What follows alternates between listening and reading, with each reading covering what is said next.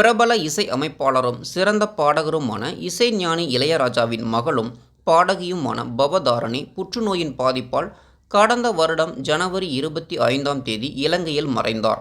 தற்போது அவர் மறைந்து ஓராண்டு முடிந்துவிட்ட நிலையில் இசைஞானி அவர்கள் வெளியிட்டு உள்ள உருக்கமான பதிவில், என் அன்பு மகள் பவதா எங்களை விட்டு பிரிந்த நாள், அன்பே உருவான மகள் பிரிந்த பின்புதான் அந்த குழந்தை எவ்வளவு அன்பு மையமாக இருந்திருக்கிறாள் என்பது புரிந்தது.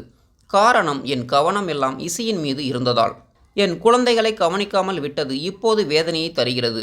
அந்த வேதனைதான் மக்களை ஆறுதல் படுத்தும் இசையாக எனக்கு கொஞ்சம் ஆறுதல் தருகிறது. வருகின்ற பிப்ரவரி 12ஆம் தேதி பவதாவின் பிறந்தநாள். அன்றைய தினத்தில்தான் அவருக்கு திதி வருகிறது. அந்த நாளை அவரின் நினைவு நாள் நிகழ்ச்சியாக நடத்த எண்ணி உள்ளேன்.